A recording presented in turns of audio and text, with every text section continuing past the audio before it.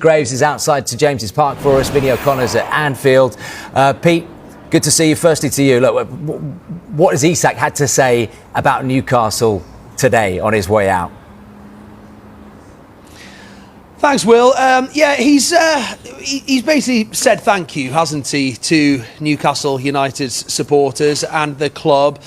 I think there was a period where I think the fans thought he wasn't going to say anything. He'd sort of moved to Liverpool and obviously hasn't played all summer, hadn't played any of the games so far this season. And the signing was announced and there was no mention of Newcastle, no mention of the supporters, no mention of the history. So I think there was a period where the fans were thinking maybe he's not going to say anything at all. But in fairness, in the last half an hour or so, he has come out and he's offered a thank you. There's a video of him scoring goals and he's stopped short of apologising, I think, which some Newcastle fans would have been wanting. But he has given a thank you to Newcastle United supporters and to the football club and mentioned that it's been an honour to get the club back into the Champions League and help them win their first domestic trophy in 70 years. So he has spoken, and that will be appreciated by some, even though as I'm standing here today, of course, it is the day after deadline day. He has only just moved to Liverpool and it's still quite raw here. There's still a lot of, I suppose, disappointment and anger that a player who was so important for Newcastle United has decided to move away. But I think if we're honest with ourselves, in sort of down the line, like I say, it's still very raw, but down the line, Newcastle fans will hopefully be able to look back with some fondness at the period that Isak played for the club. He, of course, scored the goal in the final that helped them secure that first domestic trophy in 70 years, the Carabao Cup. And I think it's just the nature of some footballers and some people in life. That's just the way it is. If you play for the team that finished second in the league and the team that finished first in the league wants to sign you, some players and some people would like to go that one step higher. That's just the nature. But there are other characters in the game who would stay at the football club regardless, that wear the badge with pride and would not leave despite what temptations may be coming elsewhere. Alexander Isak plays for a team that finished fifth in the league and won the Carabao Cup. He's decided he wanted to move to a team that won the league and will be challenging for the league once again and challenging to win the Champions League. Yes, Newcastle fans are disappointed. Yes, it's still very raw, but down the line, might they look back with some pride and happiness at the period over the last few years? Bearing in mind as well the money that's come in from that sale, they've been able to completely rejuvenate this Newcastle United squad. They brought in a goalkeeper, a defender, a midfielder, a winger and two centre forwards effectively this window as a result of that sale. So I think in time Newcastle fans will probably reflect quite happily on this window in general, and they'll just be hoping to have a big season and no doubt hoping they can get one over Liverpool when they go to Anfield later in the season. Yeah, Pete, I wonder what the Newcastle players have made of this whole ordeal. It is an ordeal, it's a saga, whatever word you want to use. It's stretched on, hasn't it, for the whole summer, and how their relationship potentially might have changed with Alexander Isak. But Anthony Gordon's had something to say, hasn't he, today? Yeah, I mean, look, some players have come out and spoken of the friendship. I think Anthony Gordon put something on his social media talking about the friendship and their chemistry on the field. And there's no doubt about it. Gordon and Isak had a great on-field chemistry. You look at Jacob Murphy and Isak as well, particularly last season, how well they played together. I think Sven Botman as well was someone who came out publicly and thanked Alexander and wished him well. That's two players. I haven't seen too many more. I mean, that might be quite telling. I haven't seen, sometimes in these situations, you see the entire squad liking posts and good luck, mate, and all that in the comments. I haven't seen too many players come out. And I think that, Eddie Howe is so all about creating this family environment. His players he wants them to all be best friends and to all feel like a family and to have each other's backs and so on. And I just wonder how many of the players, and I've spoken to some, are disappointed by the way that this summer has played out. Isak, of course, firstly refusing to play in pre-season friendlies, then refusing to go on the summer tour of the Far East, then refusing to pull on his boots and play in the opening Premier League games and that League Cup match as well. So, he's missed a host of matches, and I think there will be players who are disappointed in the way he's gone on this summer. But, football, short memories. I think once the international break's over and Newcastle United get back on the field with the new players in the squad, then all memories of Alexander Isak will soon be gone. Yeah, and finally, Pete, I just wonder also, how Newcastle feel officially, because if the statement's anything to go by, it was hardly song and verse, was it? But Eddie Howe, as you mentioned, is glad to put it all behind him. I heard that the typewriter just ran out of ink, unfortunately, so they just had to put it out. No, yeah, it was a very short statement, wasn't it? Just 30 odd words. Mentioned how many games he'd played, but no mention of the sort of goals or anything else. I think it is a bit of a sad end to something. I just think that the Newcastle United ownership and coaching staff and some of the players, as I mentioned, will be disappointed with the way that this summer has played out. But you know what? It's over now. And as a football club, Newcastle United can start moving forward without Alexander Isak in their squad. They know who's here. They've got a full squad of players who want to be here, including those 6 new additions this summer. So, yeah, not a nice end to what was a wonderful sort of marriage in some ways between Alexander Isak and Newcastle United. Let's not forget, he was a fairly unknown player. Real Sociedad, hadn't scored a huge number of goals. Eddie Howe saw something in him that he believed could turn him into a top Premier League player. He brought him to the Premier League, he gave him the platform, he coached him, he improved him, and he's become, without doubt, if not the best striker in the Premier League, then one of the best strikers in the Premier League. But he's now a Liverpool player, Premier League transfer record, as you said. And and I think Liverpool have signed a wonderful player, and Newcastle United will move on with their new look squad, and will look to try and move on from Alexander Isak just as quickly as possible. Peter, thank you very much indeed. Well, I'll tell you what, the typewriters from the Liverpool fans have not run out of ink, have they, Vinny O'Connor at Anfield, because they're saying plenty of things about Alexander Isak, and I just wonder how much that guy can take Liverpool to the next level, Vinny. I think so. I think that's the feeling here at Liverpool because, of course, he adds greater potency to their attack. When you look at his goal-scoring record, I was going through the stats from last season, of course, and I know Arneslot talked about Cody Gakpo and Luis Diaz kind of matching the kind of numbers that Mo Salah was providing himself. But at the same time, the combined goal total in the Premier League between Cody Gakpo and Luis Diaz was 23, the same amount as Alexander Isak scored in the Premier League last season. Darwin Núñez himself, who Alexander Isak is taking that number 9 shirt. Darwin Núñez scored just 5 Premier League goals last season as well. They really have got that focal point now for their attack. It takes a little bit of pressure, I suppose, off Hugo Ekitike. I think someone like Florian Wirtz will benefit as well, not just from the fact that he can lay on chances for someone like Alexander Isak, and there's a good chance that he'll finish them. I mean, you look at his percentage goal scoring rate in the Premier League, his goals per game ratio, and it's something like, it's close to Mo Salah's. It's around the 62-63% mark, just like Mo Salah's as well. So, as well as that, Alexander Isak attracts players, creates space for midfielders like Florian Wirtz as well, and he brings players into play. And again, the wide players, Mo Salah will benefit, Cody Gakpo benefit from having that kind of focal point through the middle, that kind of Premier League know-how that Alexander Isak brings.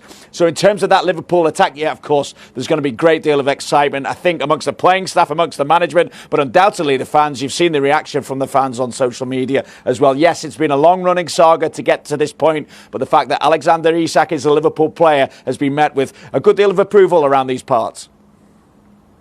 All fans having missed out on Mark Gahey so late on in the window. I think it would have been a bigger problem for Liverpool if they hadn't got Alexander Isak in. And I say that, of course, Liverpool would be better had they been able to bring Mark Gahey in as well. But at the same time, I mentioned Hugo Ekitike benefiting from someone like Alexander Isak being there and taking the kind of focus off him and really providing that spearhead in attack for Liverpool. I think Liverpool have the the players that means they can cope without Mark Gay at the back. Obviously, they've got that tried and tested partnership between Virgil van Dijk and Ibrahima Konate. Joe Gomez, we saw coming on as a substitute for Konate against Arsenal, and how important his contribution was in the latter stages of that game. Not more so than getting in front of Gyökeres at the near post and being able to clear behind for a corner kick as well. Leone has, of course, come in. We're expecting big things from him, albeit maybe not so much this season. You expect him to be maybe drip-fed into that first-team picture as well. But, yeah, obviously Liverpool would have been a lot stronger had Mark Gay come in. At the same time, it's not necessarily dead. It's not necessarily set in stone that he won't become a Liverpool player. It's something they can revisit if they need to in January and perhaps come up with a deal with Crystal Palace. Or, of course, they can wait until the end of the season. We know that, obviously, Mark Gay can speak to foreign clubs when it comes to January, whereas he'll just have 6 months left on his contract. And maybe Liverpool could take a little bit of a risk in that terms, given that we know he wanted to come here, and wait until the end of the season to get him on a free. So that's looking at the long game, but for now I think Liverpool will feel that they have the players that can cope without the signing of Mark Gay. Vinny, thank you very much. So both Wissa and Isak get their moves after a protracted period where they haven't been playing football. Our chief correspondent, Carvey Solikor, and football correspondent Rob Dorset join me now. Rob, what does this suggest, given what's happened over the last 12 hours or so, and, for large parts of the window? Do players have too much power? And what can we take away from this? It's certain that players have a lot of power if they're as good as Mark Gay and Alexander Isak and Yoane Wissa. And look, I've been speaking to a lot of people involved in football and involved around the recruitment part of football, and Carvey does as well. And they're saying that it's definitely changed in recent years. If you are as good as these players are, then you have an awful lot of power. And I think what's really significant and interesting for me in this window is we've seen more, particularly strikers, top strikers, move to the Premier League than we've ever seen before. And that speaks volumes about the purchasing power of the Premier League and the pull of the Premier League and why they want to come here.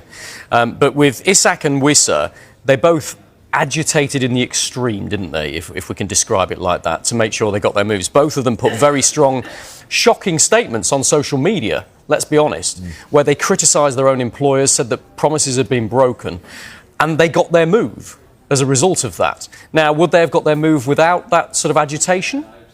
Interesting to see. I don't think Alexander Isak would have got his move away from Newcastle. They were desperate to keep hold of him. And Brentford were very keen to keep hold of Wissa as well. And you compare that with Mark Gay, who's loves Crystal Palace and has been the ultimate professional in the way that he's played, scored that wonder goal in what we thought might be his final game for Crystal Palace. And yet he hasn't got his move and he hasn't agitated for a move.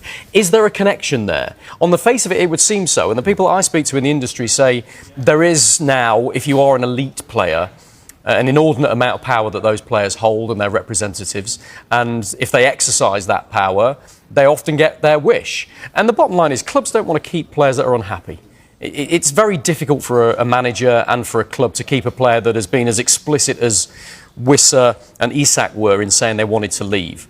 I think it was a very difficult situation for Brentford, an even more difficult situation for Newcastle. And it felt an inevitability that those players would leave in the end. I felt the same about Gay, and he didn't move. I don't know. Maybe there's something in that. Carvey, has the behaviour, particularly of Yoane Wissa and Alexander Isak in this window, set a dangerous precedent? Is this a trend we are going to see more of going forward? I think we've seen a lot of it in the past as well. I mean, going back many, many years, we had players like Pierre van Hooijdonk at Nottingham Forest, for instance. So this is not something new. I think something that is perhaps new, though, is, and without, I'm not referring specifically to the Isak or the Wissa case, what we've seen more and more of recently is sort of intermediaries getting involved and players making their minds up well in advance about which clubs they want to go to. Whereas in the old days, what used to happen is that a club would pick up the phone and call another club and make an offer, and only when a deal had been agreed would permission be given for the player to speak to his prospective new club. Whereas that seems to have changed. I don't know if it's got something to do with the amount of intermediaries in the game or because of social media. Because if you look at social media, so many players appear to have agreed personal terms. Well, how can you agree personal terms when a deal hasn't been done between the clubs? I mean, in the old days, we used to call it tapping up. Yeah. And if it happened, it would be reported to the governing bodies and clubs would be charged. Whereas now it just seems to be just accepted that these players, and again, I'm not saying that's the case with Isak or it's the case with Wissa, but things seem to have been set up well in advance with a lot of these deals that we've seen go through. And I think, in fairness, you look at the Morgan Gibbs-White situation at Forest and his failed move to Tottenham. Remember, Forest accused Tottenham of tapping him up, made a formal complaint to the Premier League about it. And you and I both must have thought, God, that's quite old school. You know, that we don't hear that anymore because it's you don't hear the term tapping up. You don't. Anymore. No, it's exactly absolutely right, and it's become a part of the norm. Carver's absolutely right that clubs who want to buy a player will sound them out. Are they interested? If you are interested, what might it cost us in terms of wages? How long would you be looking for in a contract? That's normal now, and Carvey's quite right. That never used to be the case. And with Morgan Gibbs-White staying at Forest and signing a new contract after they'd accused Spurs of tapping him up and making an offer that they felt was bang on what his release clause was, that felt like a throwback. And I was a little bit amazed that fell through, if you like. And there's an example of player power not working because Gibbs-White wanted his move, didn't get it. He's very happy to stay at Forest and sign a new contract, by the way, but it doesn't always work. There's been so much talk of gentlemen's agreements, broken promises. How much do you think there'll be a tightening up from clubs, from agents, from all parties in the way that these contracts are actually structured to avoid the he said, she said, I could go, he said, she didn't? I think, football, the contracts are really long and complicated. There's a lot in them. I don't think you can change them in any way to deal with this whole issue of players thinking they've been made promises and the club hasn't kept the promise. I think all that happens is they have conversations with a director of football or with a head coach, and maybe they're told, look, if a suitable bid comes in for you, then we would consider it. And maybe, one person has a different recollection of what was said in that conversation to the other person, or the director of football moves on and he's replaced by somebody else. I think that's a real grey area. But the bottom line is, a promise is not worth anything in football unless it's written down in a legally binding contract. And I spoke to a specialist legal sports lawyer on exactly that subject over the matter of Alexander Isak, who said that promises had been broken. And this lawyer said to me, he hasn't got a case. It's as simple as that. If it's not written down, the Premier League rules on contracted players are very clear. If it is not in their official form and written down, it doesn't have any legal grounding, unless he goes and makes perhaps a separate claim legally away from football. So Carvey's absolutely right. There's an awful lot of these discussions that happen. Christian Purslow, who we had live on the programme yesterday during deadline day, was at Aston Villa, and he was talking to me about how he'd made promises to players in the past that when he was trying to sell a football club, if they didn't get the club sold, he'd let them leave. And people were good for their word back then, is the way he described it to me. I'm not sure it works like that right now. Given how much money Liverpool have spent in this window, guys, and look, there we go, £446.5 million. I mean, 42 is like your old 1.5, isn't it, these days? But, I mean, well, two separate questions. The extra pressure, Carvey, on Arne Slot now to deliver with that squad that he has. And I know they've recouped a lot of money as well. But if they don't win the Premier League, Carvey, or they don't win the Champions League, is that a failure? I think, yes, it would be. I think the important thing to stress there is the net spend. Liverpool's net spend is around 200 million. They didn't spend very much, if anything at all, last summer. So it's only 100 million every year. So I think we should keep that in mind as well. I know a big thing is going to be made out of the fact that it looks like they've spent more than £400 million. But the important thing is the net spend. Will it be a failure if they don't win the title or the Champions League? I think it would be.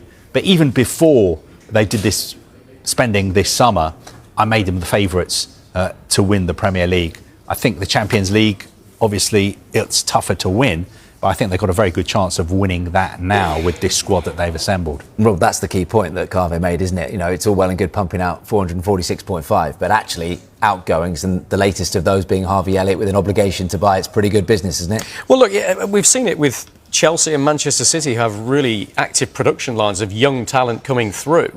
And the amount of resource that they pump into those young players and their academies is bearing fruit, because if they don't feature for the first team very much, they sell them on, and that enables them to spend on top-level players, and it's what the elite clubs do these days. For Liverpool, I was staggered by the amount they spent, and incredibly impressed with the window that they had. It felt to me, Liverpool, the reigning Premier League champions, were there to be shot at, and it needed the other clubs to buy in to match their squads. They had a lot of changes in attacking departments, and that's what anybody connected with Liverpool will tell you. They lost 3 forward players that they needed to replace, and that was largely where they spent their money. But they're definitely stronger than they were last season, and it's a matter for everybody else to try and catch them.